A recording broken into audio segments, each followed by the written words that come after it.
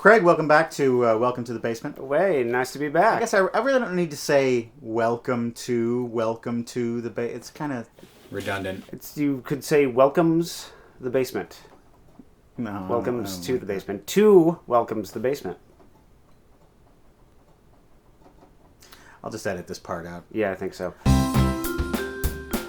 I want to thank everyone who watched the first episode and all of the great comments that people have watched and left. They left them and then they watched them on the screen afterwards. People have praised the intelligence of the show. People have praised the rapport between you and I. We hope to keep doing that, and we hope that you continue watching. So thank you for watching the show. Thank you. My thank you is more sincere. Yes. Craig, it's February. And what is the most notable day in February? That would be Groundhog's Day. Valentine's Day. Valentine's Day is a day for lovers. Yeah. Now, you and I are both straight men, so that's not an option. But that doesn't mean that we can't have a romantic evening together. No, I think we've had many so far. Got this for you. It's a heart. And we're going to watch a romantic masterpiece. A story of two star-crossed lovers, as it were, that is considered by many to be one of the greatest movies of all time. Now, I'm not speaking of Baz Luhrmann's Romeo plus Juliet. I'm, of course, talking about the 2000 film In the Mood for Love. You got one that I've seen. Chinese filmmaker Wong Kar Wai is the creator of such critically lauded films as Chungking Express and Fallen Angels. In the Mood for Love took an amazing 15 months to shoot.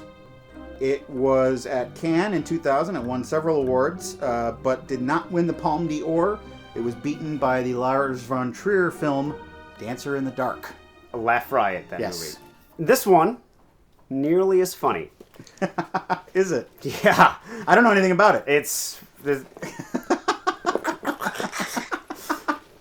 Well, we've got quite an evening ahead of us. Yes, we do.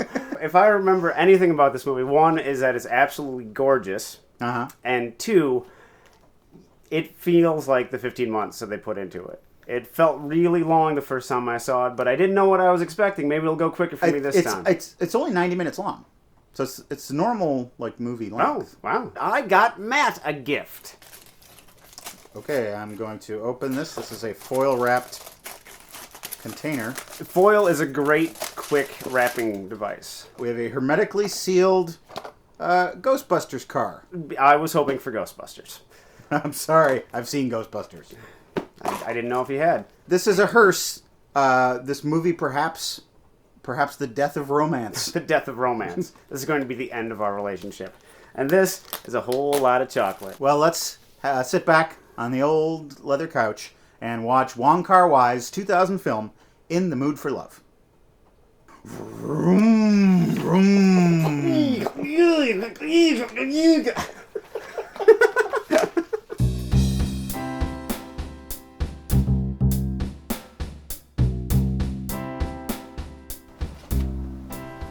I'm going for the dark mocha truffle.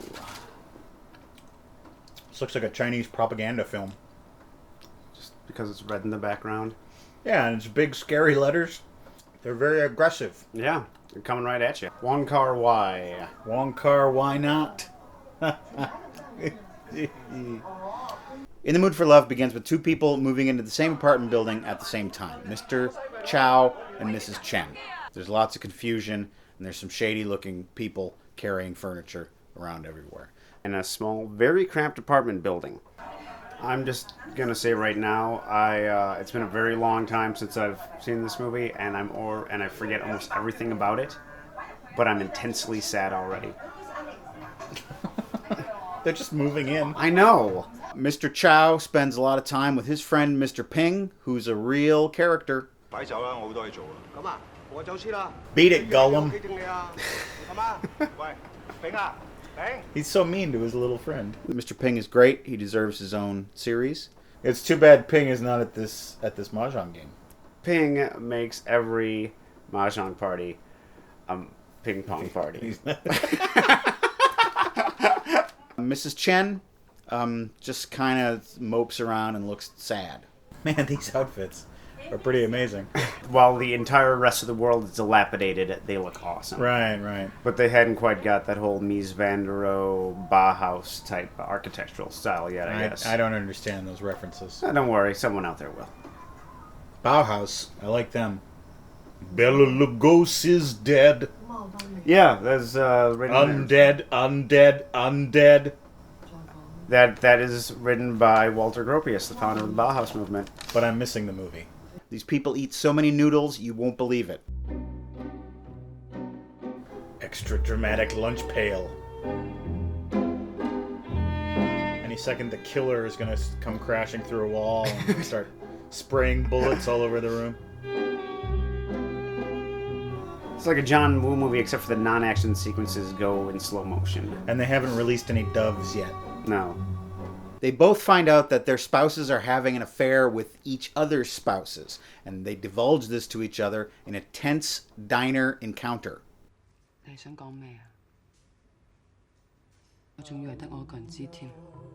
They then proceed to have a non-sexual affair with each other that involves lots of tentative hand-holding.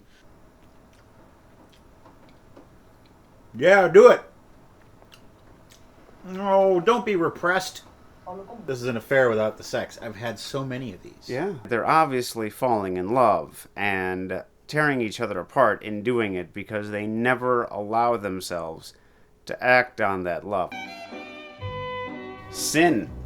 This is the one time in the movie that he spells it out for us. They get stuck in the rain.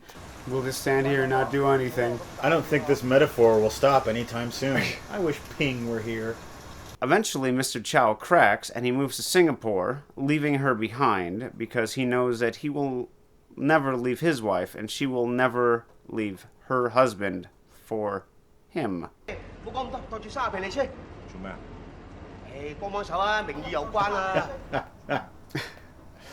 This guy's my favorite.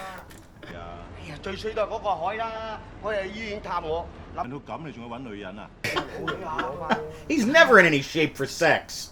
Precious.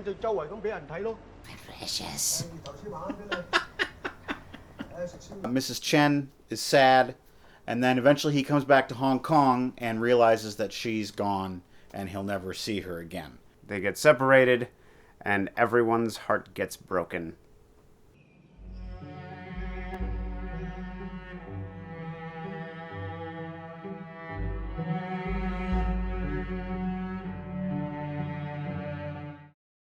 Well, I feel as though we could discuss this movie for a few hours. Yeah. We probably should keep those urges to a minimum. Keep our urges to a minimum, much like the characters in the film. I'm really sad right now. It's a very heavy movie. Yeah. The movie is like a wet cloak that sort of drapes itself over you. Mm-hmm. And it doesn't dry out. No. If you could briefly go into your impressions of this movie the second time around as opposed to the first time around. All the critics say, you have to go see this movie because it's the best movie you've ever seen in your entire life. And so I went to see it, and it was just kind of like going to church. Did you see it in the theater? I saw it in the theater in Okay. Minneapolis, in 2001, I guess, yeah. This time, I was very much more keyed in with the emotion of the movie, the mood of In the Mood for Love. And it was much more effective, I think, knowing the ending. Now, see, for me, the movie was kind of, I don't want to say ruined, but the fact that I knew that they never, get it on. So a lot of that tension was sort of not there for me because I knew the outcome. I think if you went into the movie not knowing that, you'd be more drawn into it, I think. Tragedy, much of the time, knowing the outcome makes it sadder. Because then you can see all the pieces going into place, whether you're watching Oedipus, or if you're watching Macbeth, or if you're watching Of Mice and Men, or In the Mood for Love. You don't get so caught up in, what's going to happen next. You are able to focus on the moments that are happening right in front of you. You're watching people make mistakes. Yeah. And I think that's what tragedy is, or at least the plot of tragedy is people making mistakes. Mm-hmm. And this is a romantic tragedy. It's a tragedy because the two characters have flaws that they don't overcome. Because of repression. Mm-hmm. They stay with their philandering spouses. Mm-hmm. I am not married, and so it's very easy for me to look at these two and be like, leave your spouses, Cheat on them. They're cheating on you with each other, so just dive right into that. It's the same thing as like, well, he killed my brother, so I must kill him. You know, it doesn't get you anywhere. But this is different because it would get them somewhere. Make them happy for at least a second. Yeah, but would it make them happy? Because they seem, at first, they seem to be happy in the fact that they're not, you know, there's the quote from her, she's like, let's not be like them. Maybe they're hoping that fulfills them, and ultimately it doesn't. When they look back on their lives, they can probably say the happiest time was when we were stuck in that bedroom together and we just sat next to each other. And wrote a martial arts novel. Yeah, they wrote martial arts novels together. But no, it's like, you know, it's like we had noodles at one time, and I will remember that forever. But at the same time, in remembering that, you regret it forever. Yeah, but is that is it happiness? It's like it left the deepest impression, but is that happiness, or is it, you know, a stab wound? It's both. It's both. If they were to have each other just that once, and then never be able to have each other again, that can be the worst thing of all. My friend Scott used to, he was a large man, and he would always get really hungry in the middle of the day, and I'd say, like, well, just, like, have a snack. Here's a snack. And he'd be like, no, that's not enough food. If I eat that, it'll just make me angry. I need a full meal. So maybe what you were saying about how if they were together just once and then never again, that would be the most painful thing. It would be like my large friend who couldn't just eat a little morsel. What I took away from this movie from my first viewing is fundamentally it's about desire. You know, do you act on your desires and potentially hurt other people, ruin other lives, or do you repress your desires and end up just whispering them into a wall, and that's that? Sometimes the wrong choice is the right choice to make. You can either regret doing something you did or regret doing something that you didn't. And if you regret doing something you did, at least you took a chance. At least for once in your life you're happy. Even if it was just for 24 hours or 24 minutes or 24 seconds. It's like in Uncle Vanya when Yelena says, you know, for once in my life, before she finally kisses a man who's not her husband. I don't understand that reference. That's all right. Chekhov, Anton Chekhov. You're just going to say that whenever you're going to edit something. At the end of the movie, he moves to Singapore. He could have taken her and gone to Singapore, and no one would have ever known that she wasn't the original Mrs. Chow. Well, they would have known. Can a relationship last when it's that bogged down in guilt and shame, and they can't get away from that? Well, I'm going to tell them that yes, it can. Maybe no one's ever said this to them before. Have your fun, do your thing, live your life. Just like he says in the movie, in that alley scene where he says, "From here on out, I'm changing. I'm not going to have any more regrets." That's what I'm going to do myself. That worked out. He didn't do that in the movie, did he? He just lived a life of regret. Right. Well, I'm used to that. For a movie where there doesn't seem to be a lot going on, there's a hell of a lot going on. Yes. I mean, every time I would look away for a second, I felt like I missed three things. Mm-hmm. The visuals in it are quite stunning.